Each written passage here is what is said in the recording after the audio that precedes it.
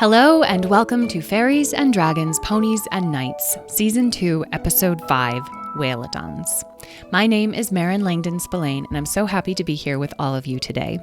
We'd like to welcome special guest artist Ava Varszegi.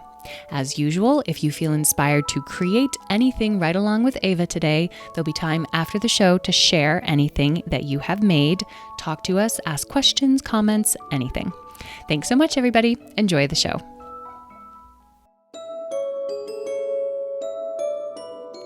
Previously on Fadpack, Beatrice, a dragon, her 5 children, and Tom and Talora, 2 humans from the city of Durga, set off on a quest to find Beatrice's stolen egg. After a long and perilous journey, the dragons learn that they are caught within a larger story involving the Guild of the Bone-Eyed Spider and a prophecy that predicts that the stolen egg may factor in either the salvation or the destruction of the world as we know it. Led by the fairy Carnelian, Beatrice, Tom, and 3 of her children set off to the island fortress of the Guild of the Bone-Eyed Spider in hopes that there they will find the missing egg. After 3 long days of flying, Beatrice, Edwin, Lyle, Smudge, Tom, Furball, and Carnelian had finally reached the ocean. They coasted to the ground and rested on the sandy beach, the vast ocean spread before them in a tumult of waves and froth. As the cool, salty air whipped past them, Edwin stared out at the ocean, breathless with excitement. "Well, Edwin, what do you think? You're finally here," said Beatrice, watching her daughter's face in amusement. Edwin's mouth hung open as she stared. I'm not sure it's just so much, she whispered finally. "Is it like you pictured it when you ran away that time to find the whales?" asked Lyle, joining Edwin. "No, it's much better. I love it! Yippee!" Edwin suddenly leapt into the air and started flying in low circles over the surface of the ocean, dipping her wingtips in and splashing great arcs of water around her. "Yeah!" Lyle let out a happy roar and joined her, closely followed by Smudge, who barreled into the water instead of flying over it, trying to splash both his siblings as they swooped overhead. Beatrice stretched her wings and sat on the sand, watching her children. She had been thinking constantly of Azrael and Petra and wondering how they were doing. According to Carnelian's communication with Amethyst and Citrine, everyone was fine. They, too, had been traveling for the last few days. They were headed northeast, and soon they would be nearing the borders of Mordenson, the forest where the arbor fairies lived. She was trying to avoid asking Carnelian to check in too often. Carnelian had started making comments about hovering hummingbirds under their breath. Tom put down his pack and stretched, then opened the flap on top so Furball could peek out. Furball, who was now much bigger than he had been when they set out on their quest, twitched his nose and eyed the gulls circling overhead curiously. Beatrice looked at Tom. "Have you been to the ocean before, Tom?" she asked. "Once, when I was little," answered Tom. "I don't remember it that well, though. Just that I made a castle out of sand and then cried when the tide came in and washed it away. Oh, but then—" "Beautiful memories, Tommy," interrupted Carnelian. "Truly, I shall treasure them always. Now, stop talking, please. Look, there." Carnelian pointed a tiny finger straight out to sea. "Olien, the island stronghold of the Guild of the Bone-Eyed Spider." "Wow," said Tom, squinting. He could just make out a tiny speck on the horizon. "What is that, like 3 miles? "Ha! Oh, Tom, yes, 3 miles, exactly. You are just my little jack-in-the-box, aren't you? So full of surprises. Okay, now, how far to that cliff over there?" "Oh, kidding. We don't have time for these fun games. Someday, Tommy, someday. But for now, back to business. I would estimate at least an hour of flying to reach its shores." Lyle, Edwin, and Smudge bounded up from the edge of the water, soaked and beaming. "I love the ocean! I love it!" yelled Edwin. "What'd we miss? Is the fortress nearby? Are we going to go there now?" asked Lyle, sticking a fish he'd caught in his mouth. "Oh, lovable ladybugs! That is delicious! What is that?" "Mom, can we just fly for a bit? I want to soar. I want to feel the wind in my wings and the sea beneath me and the sky above. Maybe we'll see dolphins and sea turtles and whales. Oh, I hope we see whales. I hope. Beatrice looked at Carnelian. "What kind of greeting might we receive when we get to the fortress?" Carnelian considered. Let me think. If I stole a dragon egg that I supposed was a world-saving or world-ending weapon of some kind, then moved it to my island fortress 3 miles out to sea, and then called all of my guild members and followers to this fortress to keep it safe, how might I receive that dragon egg's mother when she comes to get it back? What a difficult question you pose. Beatrice frowned. Yes, I get your point. Have you done lots of fortress visiting before, Diamond Wing? Edwene asked. Oh, my dear Edwene, I have done lots of everything before. Wow, said Edwene. Well, said Beatrice thoughtfully, we don't know what we don't know. I propose a scouting mission. Perhaps I can make a short trip to the fortress to get the measure of the situation and then report back. Listen, replied Carnelian, I wouldn't normally recommend putting your children in danger, but since that seems to be like your favorite thing, I might point out that there is little purpose in you going alone. You cannot hope to sneak up on the fortress, and if we all go, then we will see more and support you, if need be. Oh, yeah, you're not leaving me behind, exclaimed Lyle. Or me, Mom. I need to soar, said Edwene, galloping in wide circles over the wet sand. All right, we can all go, said Beatrice reluctantly. But at the first sign of danger, we turn around and come directly back here, understood? Loud and clear, said Edwene gleefully. Do you all have enough energy to fly for another few hours? It's been a long day already. Lyle and Edwene sprung into the air to demonstrate their energy levels, but Smudge rolled onto his back and looked piteously up at his mother, moaning. Oh, are you tired, Smudgy? Do you need me to carry you? Smudge nodded, trying to look as pathetic as possible. Well, you didn't look very tired a minute ago, but you can ride. You've done such a good job flying these past few days. Smudge had mostly been flying on his own since they left the grasslands, taking occasional breaks on Beatrice's back. Tom had been riding Beatrice, except for when Lyle and Edwene demanded he take a turn on them. Beatrice had been discouraging this, however. Not only did it slow them down, but when they started fighting over whose turn it was to carry Tom, they forgot he was on their back, and once or twice Tom had nearly plummeted to his death. Carnelian had mostly been traveling curled up with Furball in Tom's pack. Not because they couldn't keep up with Dragonflight, they were quick to inform the group, but because it was a good idea to conserve their strength, in case they encountered any enemies. And besides, they said, the purring was good for their wings. After Tom and Smudge were settled on her back and Carnelian was settled on Tom's head, Beatrice looked at Edwene and Lyle. Follow me. She leapt into the air, spread her wings, and let the strong wind coming from the ocean lift her swiftly up and over the beach. Then she dipped her neck, sending her body forward in a long, low swoop above the water and toward the fortress. Her draglings followed. Beatrice stared at the tiny dot on the horizon. It had been over a year since her egg had been stolen. Her egg? Her baby? In truth, she didn't know for sure which it would be. Dragons could freeze their development inside of their eggs if their circumstances changed dramatically. An egg without a mother or an egg removed from its nest could take years to hatch, or it could hatch normally.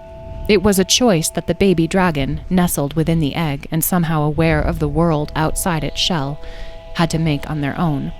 Inside that fortress, Beatrice might find her missing egg exactly as she last saw it. Or she might find a dragon.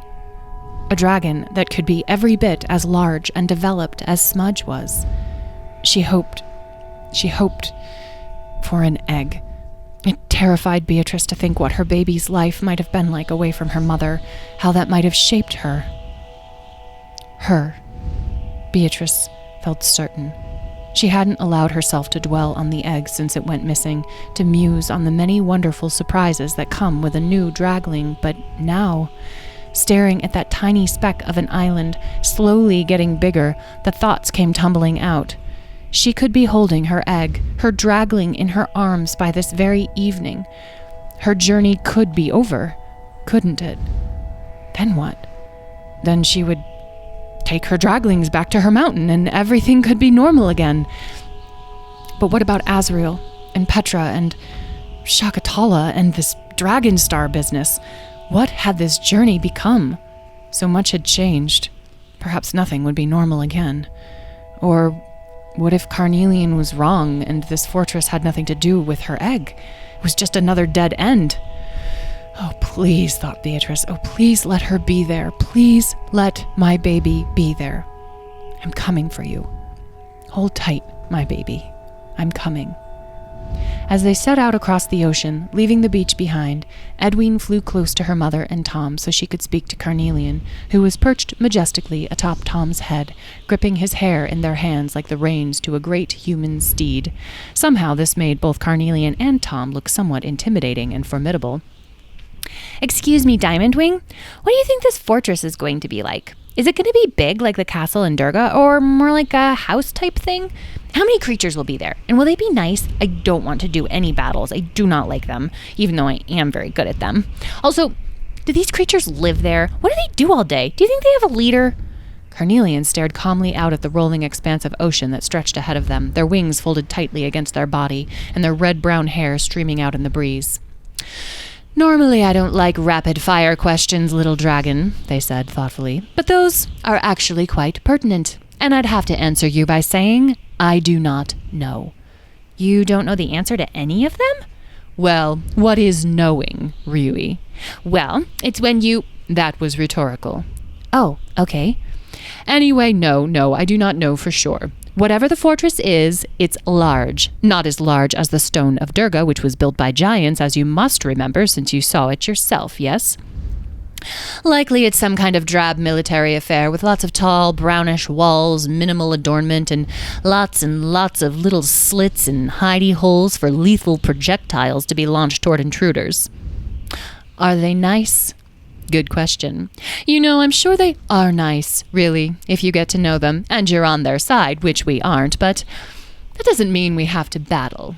If they're very nice, we may present our case to them, and they'll say, 'Oh, I'm sorry. This little egg just accidentally fell into our well-guarded fortress, and we were just keeping it safe until someone claimed it.' Then they will kindly hand it back to us, and we'll be on our way.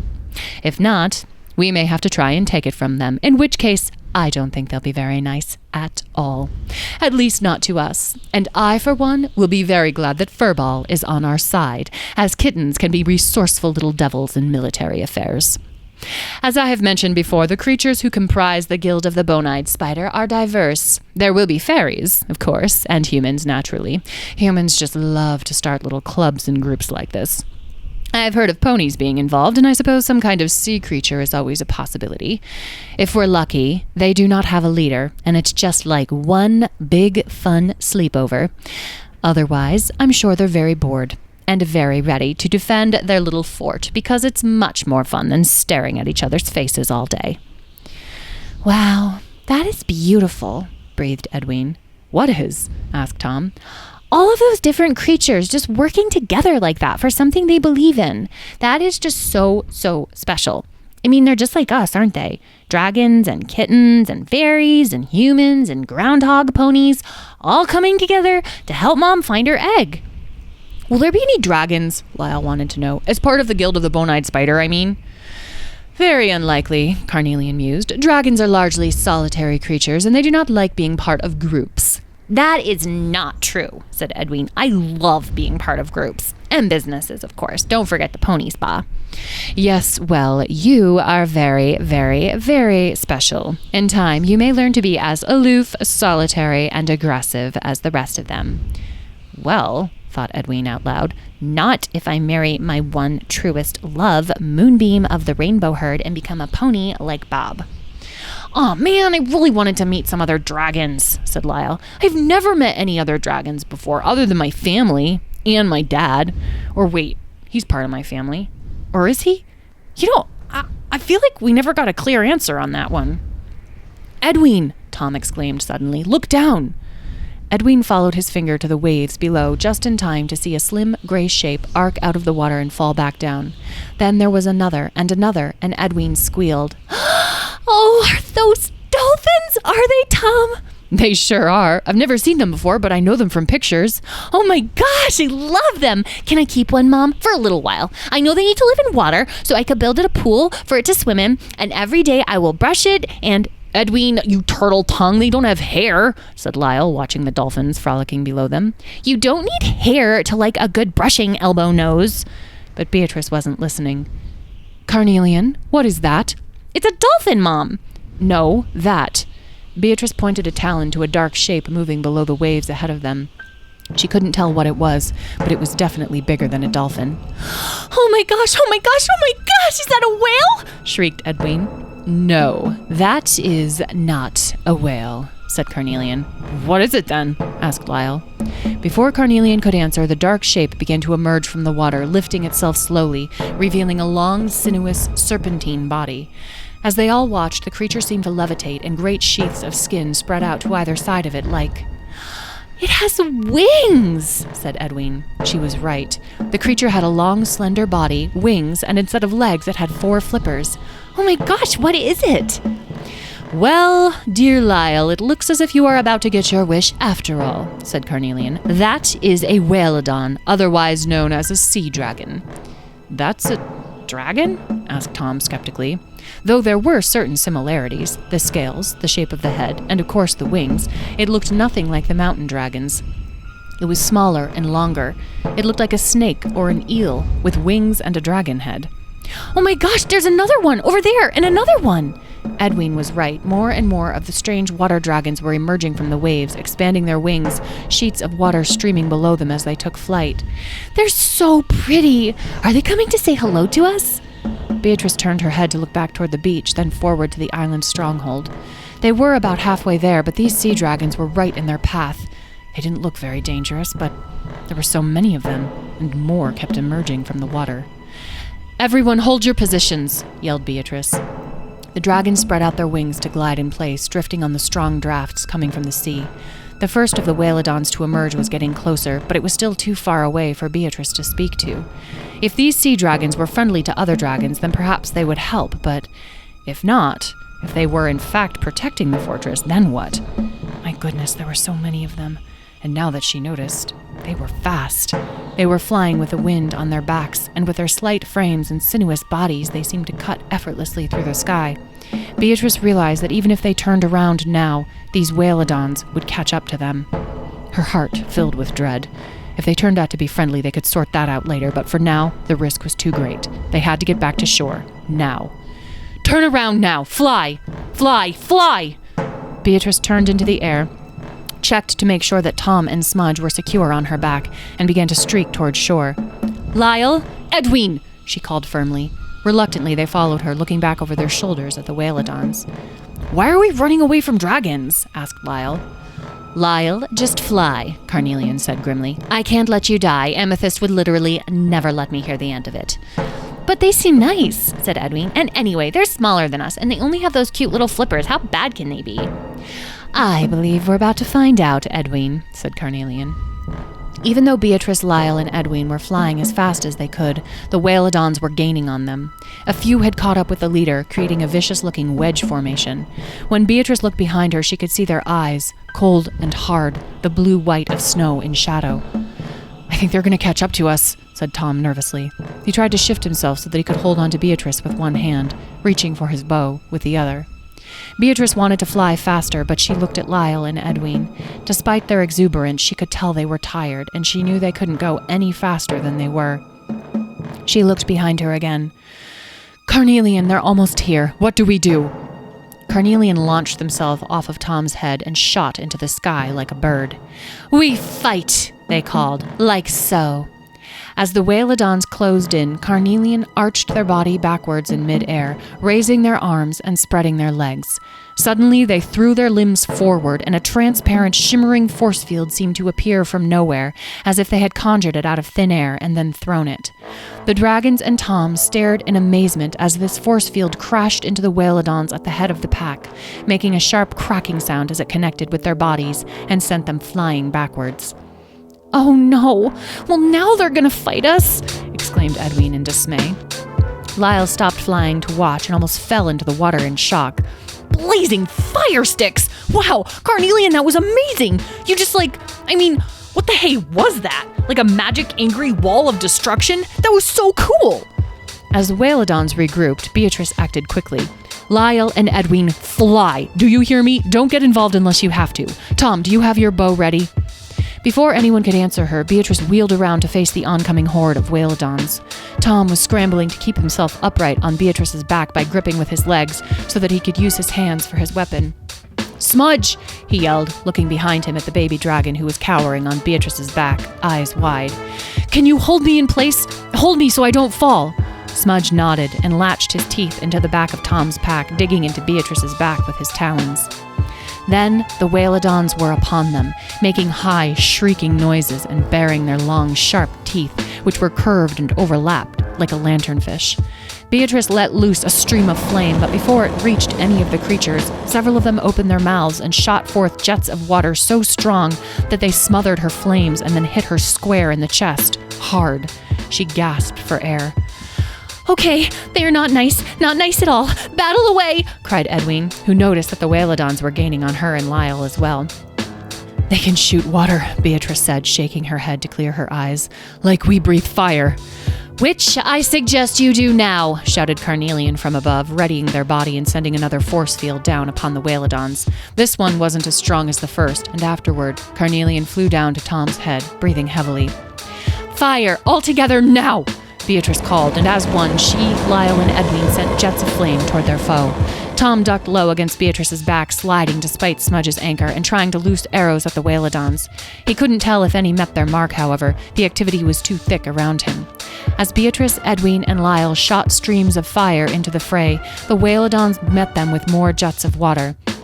Though these didn't hurt the draglings, the force of it was enough to knock them out of their flight pattern, or temporarily rob them of their vision. The Whaleadons that had gotten burned cried out as if in pain and dove back into the water. For a moment, Beatrice thought that they might be able to drive them back using fire, but there were too many, and wherever her flame went, a stream of water shot forth from one of the Whaleadons' mouths. Then, suddenly, a swarm of them set upon her all at once. She began to twist wildly, thrashing her tail and wings about, trying to knock them away, to get some distance, while also trying to keep Smudge and Tom on her back. She heard a large growl of pain from Smudge as one of the Whaleadons bit him, then a screech of pain from the Whaleadon as Smudge bit it back. Beatrice roared, curving her neck around to try to protect him. It was too much movement for Tom, and Smudge was no longer holding Tom in place by his pack. Tom began to slide off of Beatrice. He scrambled to get a better grip, but then received a full blast of water from one of the Whaleadons. His hand slipped, and he could feel himself coming away from Beatrice's back. For a brief moment, he was in the air. Then he was dangling from the straps of his pack. He looked over his shoulder and saw that Smudge had caught him. He'd somehow hooked his talons around one of Tom's shoulder straps. But Beatrice was still moving wildly, and the Whaleadons were crowding around. Smudge wouldn't be able to hold on to Tom. They would all fall, and poor Furball was still in the pack. Before he could think any more about it, Tom raised his arms up into the air, allowing the straps to slip off of him, and he fell, hitting the surface of the ocean far below with a splash. Smudge, who was still gripping Tom's pack tightly in his talons, howled. "Tom!" shouted Beatrice. "Carnelian, can you see him?" Carnelian scanned the water below. "Yes, he's there. He's swimming. Beatrice, keep fighting." "We can't!" gasped Beatrice, sending forth more flame and diving between Edwin and the force of a Whaleadon's jet of water. "There are just too many!" "Mom!" Lyle called. "Help!" One of the Whaleadons, not much bigger than Lyle himself, had latched itself onto Lyle's back and was pulling him downwards. Beatrice roared and threw herself at the Whaleadon, beating it off of Lyle before sending it below the waves with her flame. "I cannot fight and protect them all at the same time," she growled, delivering a swipe at a Whaleadon who was getting too close. "Carnelian, we must hold them off. Give the children time to fly." "Agreed," replied Carnelian. "Edwin! Lyle!" yelled Beatrice. "Make sure Smudge and Furball get back to the beach. Smudge, you have to fly. Jump, now!" Smudge leapt off of Beatrice and let his wings catch the strong wind. "Mom, be careful! Be careful! Will you come back?" Edwin cried. "She will come back," said Carnelian, "but right now she needs to be only a dragon, not also a mother." "Come on, Smudge!" shouted Edwin, and Lyle scooped Tom's pack from Smudge's talons so he could fly more easily. The three draglings flew hard toward the beach. Beatrice wheeled around to face the Whaleadons. There were still too many, but she would try. She had to give her children time to get to shore. Taking a deep breath and releasing the largest flame she could muster, Beatrice reached out to grab two Whaleadons in her talons. With a roar, she crashed them together and sent them flying, then spun in a circle to defend herself against the swarm closing in on all sides.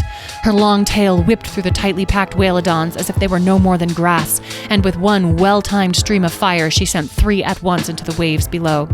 As she slashed at another near her head, she felt several more latch onto her from behind. She roared in frustration and shook her body furiously, managing to dislodge them. Then she grabbed two and hurled them hard, straight towards an advancing pack, knocking them out of the sky like scattered marbles. There are just too many of them. They keep coming. Carnelian flew to Beatrice's head and grabbed onto her horns. Beatrice, I will fly in front of you. On my signal, blast me with as much of your fire as you can manage. Got it? Beatrice didn't understand. But I would destroy you. Beatrice, please, this is no time for your cute jokes. On my signal. Carnelian leapt off of Beatrice, flew only a few feet in front of Beatrice's face, extended their arms and legs into a star shape, and shouted, Now! Beatrice took a deep breath and sent forth the largest torrent of fire she could manage.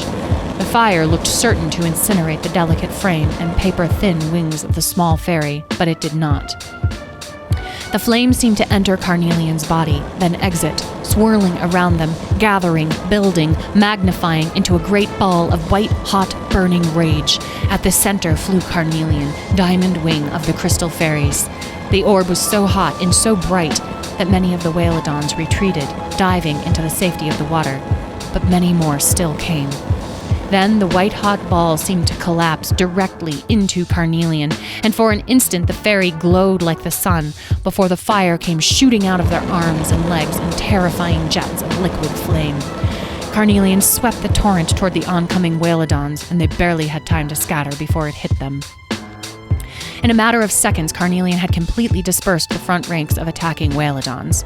Those still approaching were further off now, so Beatrice and Carnelian, as well as the draglings, would have time to escape. The fire drained out of Carnelian, and as it did, they began to fall.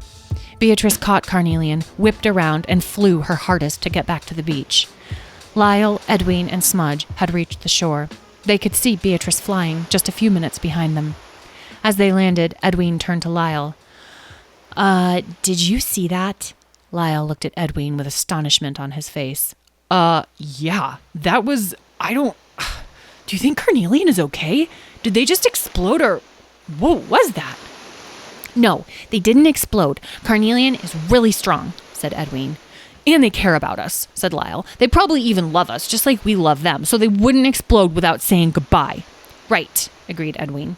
She noticed that the Whaleadons were no longer following Beatrice and had retreated back into the water completely. Why aren't they following her? Well, thought Lyle, I mean, they did just have, liquid fire jets as hot as the sun shot at them, so... But also, I think they're probably just guarding the fort, and now that we've left them alone and we're no longer a threat, I guess. Edwin looked impressed. Oh, yeah, that makes sense. The draglings watched as Beatrice finally reached the beach, swooped in and landed, looking fierce and energized. She immediately turned her gaze to her children. Are you all right? Are you all right? Come here, let me see you. We're okay, Mom, but where's Carnelian? Asked Edwin, looking around for the crystal fairy. They're here. They're safe. Beatrice opened her hand, and there was Carnelian, curled up in a little ball. Whatever they just did, I think it took everything they had. We need to let them rest. Wait, where's Tom? Edwin exclaimed, just now noticing Tom's pack on the ground where Lyle had set it when they landed. Smudge let out a sad howl and nuzzled against Edwin. What happened, Smudgy? He fell, said Lyle. I saw the whole thing. Actually, he almost fell, but Smudge caught him by his pack. Awesome catch, by the way, Smudgy. But then Tom let himself fall, I think to keep Smudge and Furball safe. He'll be okay, though. I mean, he's Tom. Oh my gosh, Furball! Exclaimed Edwin as a small, whiskered nose peeked out from under the flap of Tom's pack. Are you okay? Furball clambered out and shook himself, sending a spray of water all over Carnelian, who began to wake up. I'm so glad none of you are hurt, Beatrice said softly, looking them all over. Well, I mean, I definitely have some, battle wounds, but that's to be expected, right? Did you see that huge Whaleadon attack me? It was just boom! And it attacked me so hard, and then I was all oh, no, you don't. And then I shot my fire at it. Oh, man, I cannot believe this. That was, my first battle. I just had my first battle. I can't believe it. Wow. Oh, wow. Second battle, corrected Edwin. Mom, we have to find Tom. He's just out there. What if those awful sea dragons got him? Edwin had scooped Furball up and was cuddling him worriedly in one hand. I'll go back out and look for him. I just wanted to make sure you were all right first. The sea dragons have gone back in the water. I think it should be safe if I return to find Tom. We're all right, Mom. Go find him, please. I don't like the look of those bites, Beatrice said, looking at Smudge's back. Carnelian, would you be able to heal my children? Yes, as soon as I've recovered. Not right now, of course. I have just done so much magic. It's been a while and clearly I'm out of shape. Also, I'm not as powerful when I am away from my crystal caves. Shh, don't tell. Furball, I'd feel much better when I've had a bath. You'll take care of that, won't you? Beatrice bowed her head in Carnelian's direction. Thank you for your strength, for everything. She glared sternly at her draglings. Stay here, she said, and abruptly wheeled around and leapt into the sky, soaring back out over the ocean. A few minutes passed while the draglings anxiously watched Beatrice comb over the water in large sweeping arcs, looking for Tom. Furball had Carnelian tucked between his paws and was giving the fairy a thorough bath with his rough tongue, which Carnelian seemed to be enjoying immensely. Excellent exfoliation. Very nice. Oh, I hope she finds him. What if he's dead? Edwin started pacing along the beach, nervously scanning the water. He's not dead, said Carnelian. How do you know? Asked Edwin. I can feel him. Oh, good. Can you tell us where he is? No, I'm not some kind of homing pigeon. Oh, okay. I can feel his energy. I would know if he stopped existing. Lyle was walking in circles, flapping his wings excitedly. Edwin, did you get in any good battle moves? I did. So there was this one Whaleadon. Oh man, it was like the size of Mom. And it just came for me, you know? Like it was coming for me. And then I was all like, not today you don't. And I like blasted it with my fire. And it was all like, ow, ow, ow, my eyes. Please don't hurt me, scary dragon. And I was like, well then don't make me, you know? Man. Then there was this one guy, he was like silvery green, it's kind of pretty, actually, and it was trying to like knock me out of the sky. And this other one came over and shot water at you, Edwin, and then you shot fire at it, and then it went into the water, and the green one was like, oh no, my friend, and it flew away to check on it or something, like maybe because they were siblings, or, oh man, that's kind of sad actually, now that I think about it. Wow, battle, you know, it's like really intense. Lyle, said Edwin, stamping her foot. How can you just be like talking about the battle when our friend is just out there somewhere and we don't know where he is or if he's okay? He's fine, Edwin. Geez, Carnelian said he's fine. Well, maybe not fine, commented Carnelian, but alive. See, Edwin, he's alive. And anyway, come on, it's Tom. The last time he went missing, he showed up again in a giant bubble filled with like 100 fairies and a unicorn and totally saved the day. He's probably out there right now, like tunneling into that fortress, and knowing Tom will see him in the morning riding a Whaleadon to shore with our brother or sister like strapped to his back. Oh my gosh, you're right, exclaimed Edwin. Our brother or sister must totally be hatched now. Or would it? Would it just stay an egg if Mom wasn't, like, doing whatever she does on it? I don't know. I don't remember when I hatched, said Lyle as Beatrice returned to the beach. I didn't see him, she said, breathing heavily, or any sign of him. And those wretched sea snakes were starting to surface again, so I flew back. I'll rest here a bit and then try again. It's okay, Mom. He's alive, said Edwin. How do you know? Asked Beatrice. Carnelian can feel him. Do they know where he is? No, Mom, they're not a homing pigeon. I see. Well, that's very useful. Anyway, I'll rest here a moment and then I'll head out again. Mom? Yes, Lyle? Do you think as battles go that was like a pretty big one? Like for a first battle, at least, that was pretty intense, right? So when I tell Petra and Azriel about it, I can tell them it was a big one, right? Second battle, corrected Edwin again. We fought Dad, remember? Oh, yeah. Yeah, that counts, right? I need some kind of battle counter, you know, like on my scales, so everyone can see how many battles I've been in. Yes, Lyle, responded Beatrice. It was a big battle, and you can tell Azriel and Petra that you all did so well. I'm so sorry that you had to go through that. Beatrice looked down at Smudge, who snuggled close to her. She carefully licked his wound as Lyle and Edwin stared out to sea. Furball had stopped cleaning Carnelian and was now curled around them, purring. Carnelian was dozing with a blissful smile on their face. Mom? Yes, Edwin? Do you think Smudgy's egg twin is hatched, or is it still just an egg? Beatrice looked surprised for a minute and then thoughtful. I don't know. I have tried not to think about that. But now, I don't know. It's up to her. We just have to find her. Her? How do you know it's a her? Edwin asked. Oh, I don't know. It's just a sense I have. I can feel her. Like how Carnelian feels that Tom is alive? Maybe something like that. Actually, it's nothing like that, said Carnelian, draping Furball's tail around their shoulders like a scarf. Wow, Edwin said. Another sister. That would be so nice. What do you think her name is, Mom? Beatrice fixed her eyes on the tiny speck of the island on the horizon. Her name is Stella. I picked it out a long time ago before she and Smudge hatched. I feel it still in me that is her name. Stella. Stella, breathed Edwin. Stella, said Beatrice softly. Hang in there, little one. I'm coming for you.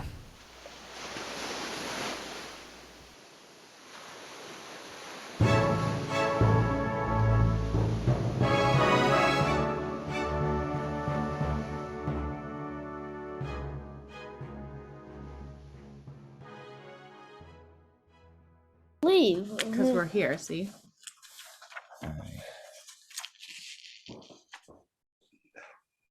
You can talk. Hi, everybody. Hi guys. Come on out. Say hi. Hi Grandma. Hi Grandma. Welcome, Poppy. everyone. Hi Thank guys. you for joining us. Hey, All right, we have a little different setup this week. who just growled. Um, Hi Ryan. So I would like to say hi first and welcome to Ava, who just created that lovely drawing that we saw. Thank you so much, Hello. Ava, for being here and for the Of drawing. course. I brought my guest dragon. Oh, we can't hear you, but it looks like Oh, I you're- think we're just there we go. Oh, okay. Oh. Well, first, Ava, I just have to know who is your friend. This is my friend Goji. I put little dragon wings on them. They're not a huge fan, but they were my special helper in making this art. Oh, I love them. I love those wings. Wow. That's Mhm. amazing. Are they a bearded dragon? Yes, they are. Amazing. I love it. Our cousins in Colorado have a bearded dragon. Not in Those Colorado. are little very chill pets. Yeah. So Ava, it was so amazing watching this illustration come to life, and you know how things started out so simply and then just very Right back after you tissue.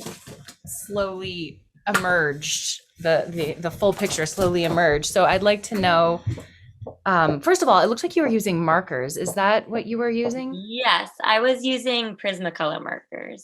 Okay. Yeah, so I don't work with markers a whole lot, so it was like really fun to do all the layering. I thought they would be appropriate because of like how you can kind of like see through the water, and like get those really vibrant colors Yeah. that work so well with a story like this. Yes, I think that one of my favorite things was seeing the shadow of the Whaleadons underneath the water, Mm. the one that was partially emerging. That was really cool. There was so much depth to that. Yeah, that was pretty fun too because I didn't really know how it would look until I actually did it. So it Mhm. was like the biggest surprise of the whole piece. Yeah. And what are your favorite things normally to draw or illustrate? I am particularly interested in natural science illustration. Mhm. So I do a lot of plants, a lot of animals. Most recently, I've been doing a lot of insects. So I like to draw bugs a lot. Yeah. And I have like a collection of like, you can see some like butterflies behind me on the wall. But I have a lot of my own specimens. And so I have a microscope. And what I'll do is I'll look at them under the microscope and draw them from that. Wow, that's great. And do you do that for anything, or is it for your own enjoyment, or are people using them for? Mostly my own enjoyment. Here and there, I'll like do commissions and like freelance work, or sometimes I'm in galleries. I had a show this weekend, so this morning I just sold 2 paintings of bugs, which was very exciting. Congratulations. But I'm a full-time elementary school art teacher, so that's what I do primarily. And so I haven't had as much time this year to do art for myself. So it was really exciting to be able to do this project for you. Yeah, we're so happy you did. I love your illustration. Thanks. Does anyone have any questions for Ava? Or anything you'd like, if anyone wants to share their artwork with her? Oliver? Well, I really liked how At first, I thought it was under the water, but then I realized it was above the water. And I saw how that Whaleadon was splashing out, and I really liked that. Oh, thanks. This is the forest that the arbor fairies are in. Oh, the forest. Ooh, that was awesome. So tall. Poppy, you want to say something? Oh, it was an.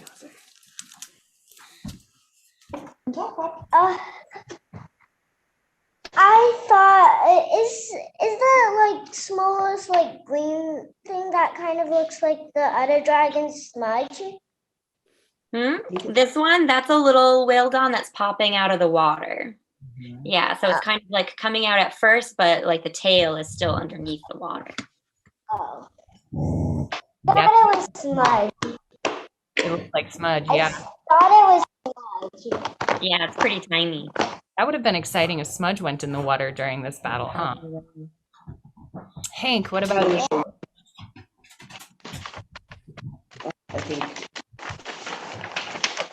Still muted.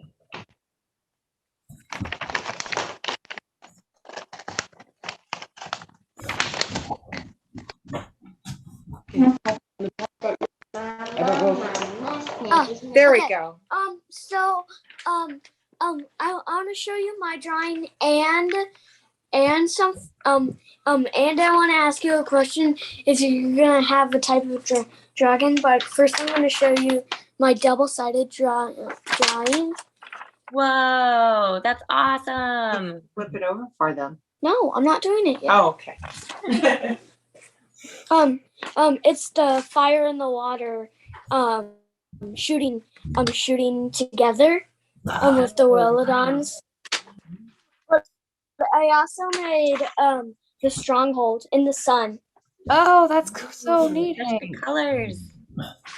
Yeah, that sun is stunning. I love that. I love the decided. But also, I have a question. Are you gonna use earth dragons that shoot rocks out of their mouths? That would be a fun idea. So we have water, fire, and earth. Some elements, lots of elements. We hadn't thought about that, but I like that idea. Oh, but there's something I want to show you. I made before this. But like, I can use Lego parts. To make like a life-sized sword, spear, or bow and arrow. Wow, is that all Legos? It's all Lego. Wow, that's really cool. Nice. Thank you, Hank. Warren?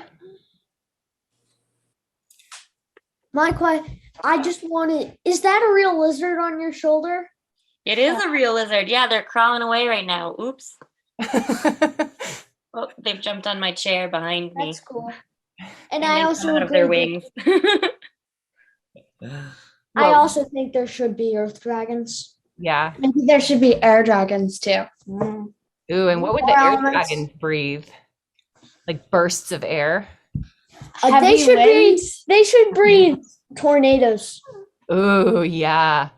That would be so interesting and a little terrifying. What would happen if they all got together? That would be bad. Let's see. Lily or Willow, did one of you have your hands up, I think?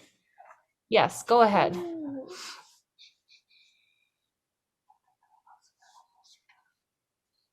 I'm coloring this.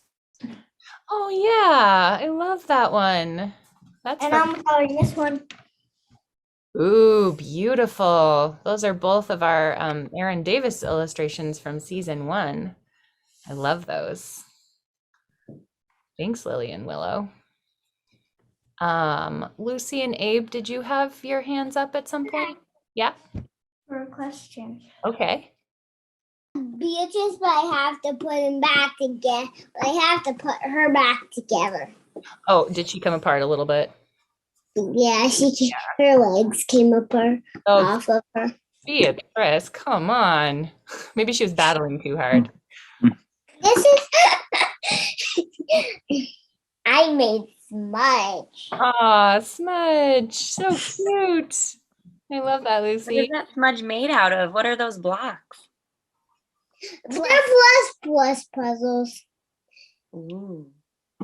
Those are really- And this is Beatrice. This is what I made, Beatrice. And he's also made out, and these are her feet, and this is her. Yes, my goodness.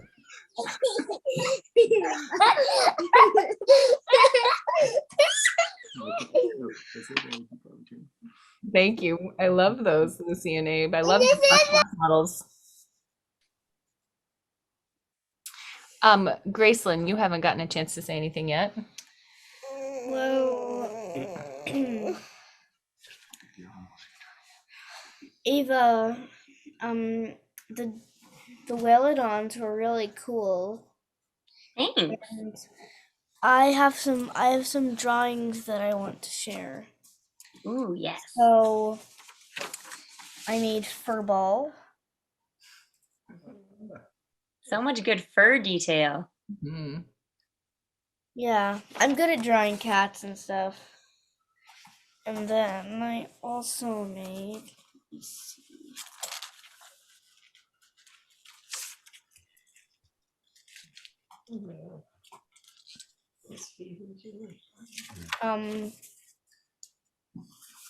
This. Ooh, kitty girl. That looks so good. I love the color of the eyes.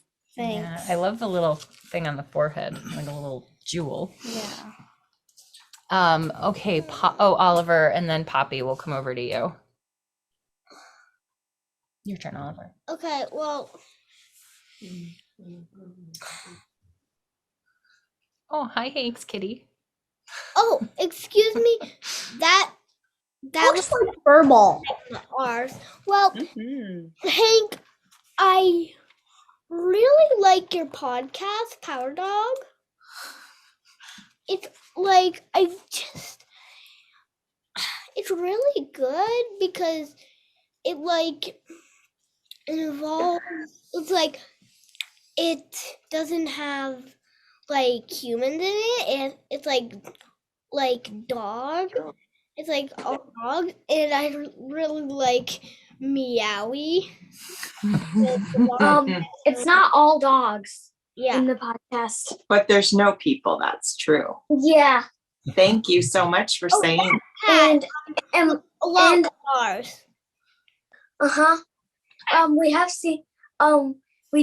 we have season 2 out, and we're almost done with a new episode. Come on, Roger. Do not. This is Roger. He's very. He has 8 meals a day. Roger's trying to communicate 8 with meals a day. Okay. Okay, thank you. Yeah, well, let's give Poppy. Ow! His back claws are super sharp. Oh, dear. All right, Poppy, thanks for being patient. Oh, wait, did we? Oh, no, that. Oh, we might have lost them. Oh, dear. Oh, they're here there, they are. coming back.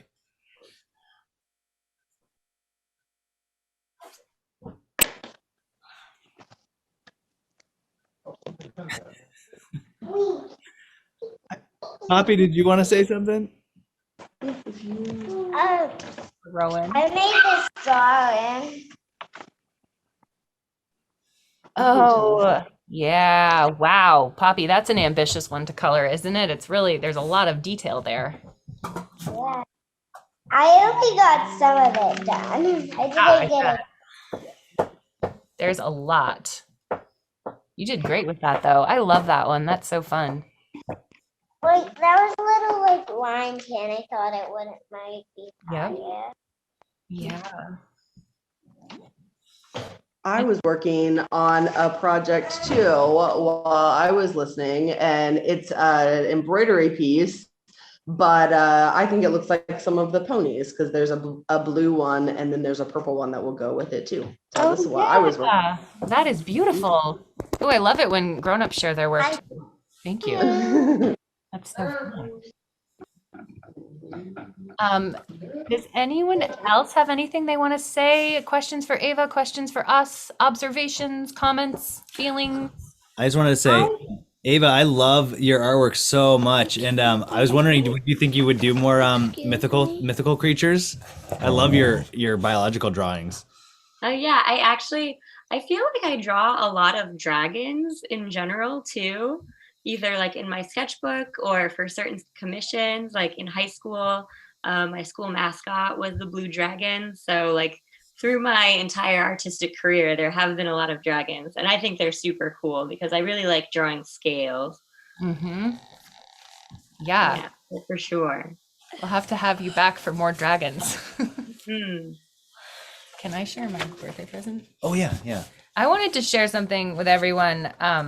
So for my birthday, Dominic asked another Fad Pack artist, Daniel Pertiera, to draw something for me, Beatrice and Furball, because Furball is loosely modeled after our cat. And I identify with Beatrice, and I'm having trouble getting the right angle. And I really love our cat Jack, so he Pull it out further. a Beatrice Furball There. drawing for me. That's so awesome. And I like it because Beatrice looks so fierce but loving, which is exactly how I picture her. Beatrice, I think that Beatrice probably wouldn't be black because, I mean, that color should be reserved for Earth dragons. You know, it's actually sort of like a purpley red in person. I think if you saw it in person, you would see a little more nuance to it. But I noticed we never really decided what color Beatrice was. We said she was certain colors and certain lights, but she's often drawn, I've noticed when people draw her kind of purpley, which I like. I don't mind that she's red. I think that the most clear, because usually dragons are red and fire dragons are red, because that's the color of fire. Mm-hmm. Earth dragons are usually pretty fun purple because or then, black. you can have like different artist interpretation of the colors. Yes, I love that. I love seeing all the different ways that artists can interpret the same character. I think that's so fun. Oliver and then Hank. Well, these aren't about Fad Pack, but I really want to say them. One for my birthday, I got a really cool remote control car. Oh, yeah. And I also got sick. We should probably try and keep it to Fad Pack. Bummer. I just want to say. Hank, what were you gonna say? I just want to tell,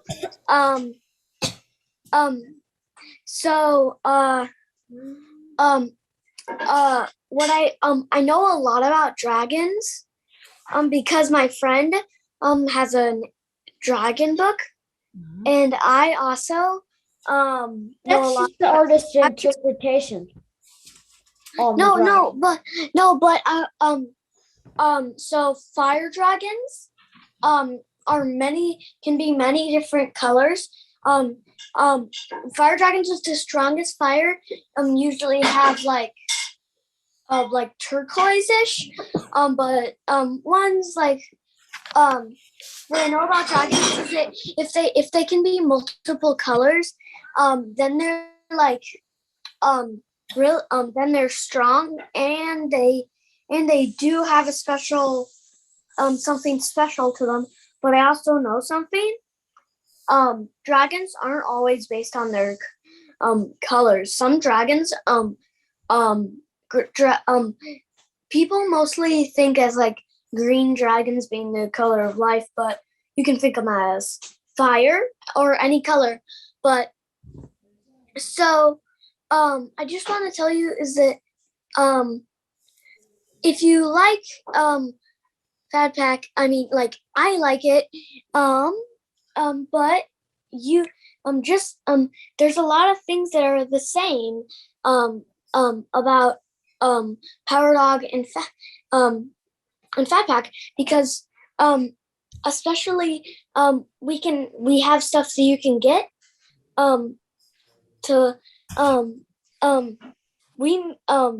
this was actually drawn by a person. This was drawn. It looks so good. Like, it doesn't even look like it was drawn. It does look really great. I love it. It was drawn by another podcaster named Jim Sheff from Mary Farfisa. Cool. Let's let somebody else talk. Thank you. But what I noticed in that painting of Beatrice and Furball. Furball looked a lot like Roger, our cat. Yeah. Our cat looks like their cat. It sounds like our cat Jack and your cat Roger might have some things in common. Yeah, like Maybe they're relative. Yeah, but also that'll be pretty funny because that might be the third time that we've seen a cat that looks like Roger. time. That's funny. But you have been talking for a long time. Thanks, you guys. Yeah, of course. Anything else that anybody wanted to say before we say goodbye today? Graceland, you have something quick? Yeah. I just want to say that for Mom's birthday, I got this new necklace. It's a little heart pendant and then a garnet. Nice. Happy birthday, all of you. Thank you, Sarah. Thanks. All right, everyone. Well, thank you very much for joining us. It was so good to see you all. And we will see you in 2 weeks for episode 6, which is called Mermaids. I'm very excited. Nice. Personally. Cool. Thanks for a great show. Good one, Great Ava. Thank you. Oh, look, you Happy guys. birthday. Bye, Did you get her everybody. dragon's name? Bye. Yeah.